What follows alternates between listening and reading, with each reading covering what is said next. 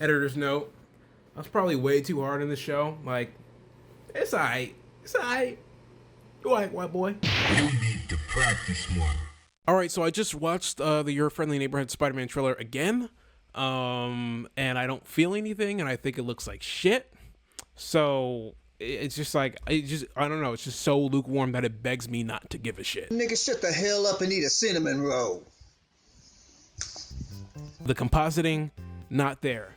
The colors, flat. The 3D aesthetic looks like a fucking Little Tikes commercial. I guess it's toyetic. I guess that's the only positive thing I could say about it, that they could sell Spider-Man figures at Walmart. Visuals are just not dynamic. I don't think it does the 60s run justice.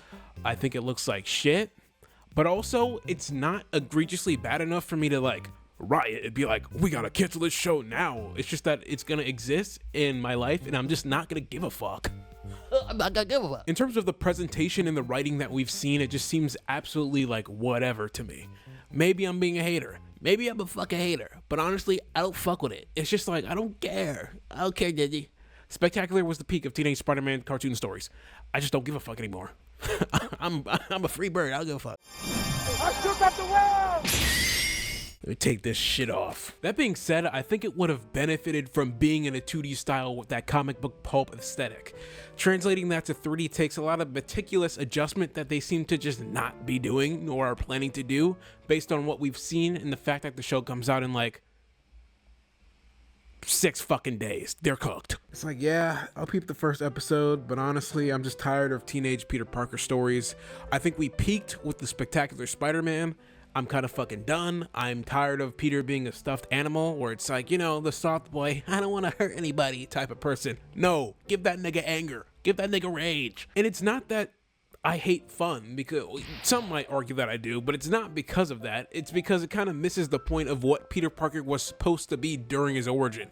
And this is especially a Disney thing because I think the MCU has also missed the mark with this. Peter Parker was a victim of bullying. And when he became Spider-Man and gained all of this power, he misused it as a result of that bullying and trauma.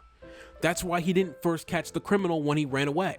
That's why he used his powers to get back at bullies in a very vengeful manner.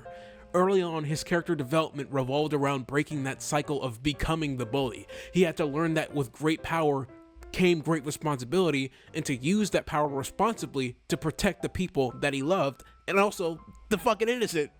He's a superhero. He had an obligation, a responsibility to protect the people around him, even if it came at a great sacrifice, which most of the time it did. In his family relationships, in his romantic relationships, in his friendships, in his financial state, in his job reputation, in his standing at school. This nigga has a horrible fucking life. But guess what?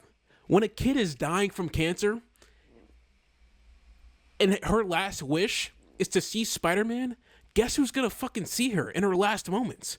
Spider-Man, because that's who he is. Let's talk about Uncle Ben. Honestly, I don't think the show is gonna mention Uncle Ben at all. I don't think it's gonna mention all too much. Maybe 1 or 2 throwaway lines in the first episode to show how he got his powers. I don't know.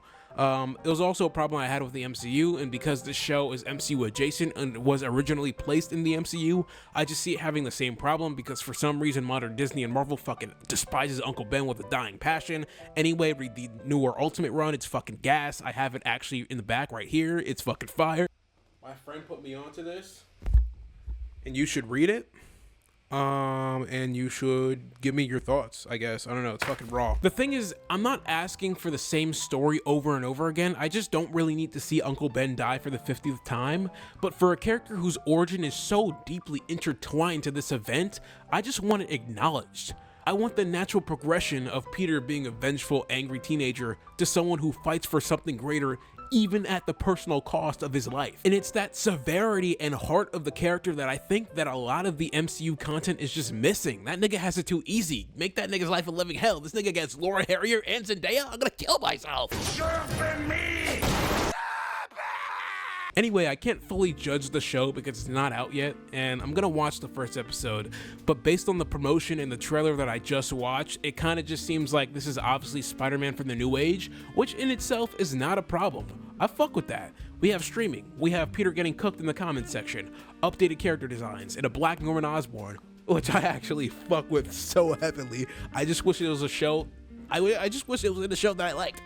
I wish it was in a show that I gave a fuck about. And I feel like they're trying to be old and new at the same time. They have the old aesthetic. They obviously had the 60s Spider-Man theme song being remixed in the trailer. You know, a lot of things that call back to the old Steve Ditko Stan Lee run, and even the art style to an extent. But also I feel like they're just adding too much new shit to the point where it doesn't know where to strike a balance. And if I were in charge of the show as they have made it now, I would have loved to see those old Stan Lee, like Steve Ditko stories from like 70 years ago being directly adapted to the big screen, like band for band in that sense, like nerdy ass, receding hairline Peter Parker on my screen. But like with my job as an artist, I feel like that's kind of boring to do. Even though I want to see it on the big screen, I'm not necessarily up to the task because I would be bored making it. I feel like it's not my place to do that, especially with the passing of Stan Lee and Steve Ditko. It's just like, you know, I don't feel like I can do better. I don't feel like I can do better than what Disney's doing right now, so I'm just gonna do something completely different. Fuck it. I've always wanted to develop my own interpretation for Spider-Man for years, and this feels like a good opportunity. I'm basing it loosely off of the Friendly Neighborhood Spider-Man idea of being Spider-Man for the new age, an origin story, but I'm making adjustments that I think would be interesting and that I don't think have been done before on the small screen. Keep in mind, I'm literally coming up with these ideas on the spot, so they might sound like shit, and if they do, feel free to tell me in the comments and I'll only get a little triggered. So basically, instead of Peter being in his freshman year of high school, I'd place this in his freshman year of college, so he'd get his powers during college. His whole character arc would reflect the journey from what the fuck? His whole character arc would reflect the journey from vengeance to justice, like I said before, in the first season. And in the start of the first season, he starts off as angry and full of self-blame and self-hate for Uncle Ben's death. He's more aggressive and more nonsense than the quippy Spider-Man that we would eventually get to know. On campus, he's confrontational with bullies that are way out of his league, but he also stands up for the little guy, kind of like Terry McGinnis in Batman Beyond. And I just rewatched that first episode a couple weeks ago, so that's fresh in my mind and it's fucking sick. And that's why I put it in the rewrite. So I think it's safe to say that I would make Peter a bit of a troublemaker, to the point where he's almost gotten suspended from college permanently and is constantly getting into conflicts. As for his suit design, I'm giving him a makeshift costume that's kind of like the homemade version of his classic suit, but something kind of like wide-eyed and red and blue, like the homemade suit from Homecoming. It's not too clean, something a middle ground between the iconic one that we already know and the fucking makeshift one from Tom Holland. As for Harry, I would make him a freshman too, but a year younger than Peter, and someone for Harry to look up to, as a role model. Peter is constantly trying to protect Harry from the bullies that Harry is too much of a bitch to stand up against, which kind of builds resentment between Peter and Harry because Harry hates feeling weak and being saved all the time. And that resentment will eventually boil into he's gonna let it out.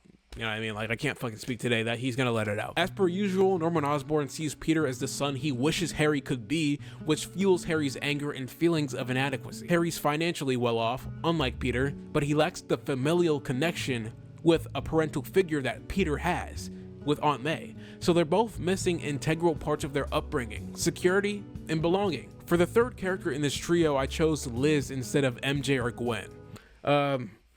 First and foremost, because MJ and Gwen have been done 1,000 fucking times, and there's only so much that I feel like I could do with them. Liz came to my mind because I feel like she would be the bridge between Harry's sheepishness and Peter's rashness. She knows Peter is Spider-Man, and the relationship is more like Terry McGinnis and Max Gibson from Batman Beyond. They used to date, but now they're just platonic friends, which adds tension to the trio, creating cracks that would eventually blow up by the end of the season. Harry's also resentful about that Peter used to date a bad bitch and she's just in their vicinity and he can't bag. Honestly, I don't know who the villain is going to be for season 1. I don't know how the cracks begin to break. I don't know any of it. I might develop it. If you have an idea, tell me in the comments.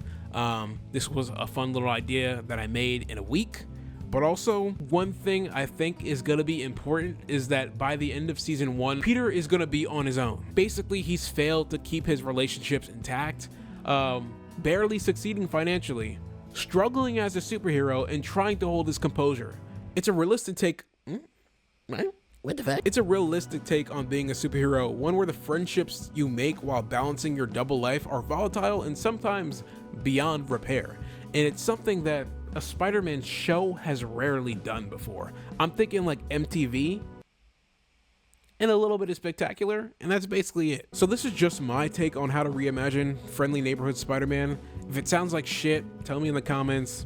I'm only gonna cry a little bit. I might do some compositing on the trailer shots to show what the show might look like in 2D with my character designs and the premise that I have. And I'll probably include that in a different video, you know, a smaller one, a little time lapse. But yeah, thanks for watching. Spider-Man out. Lock and load. Turn this shit off.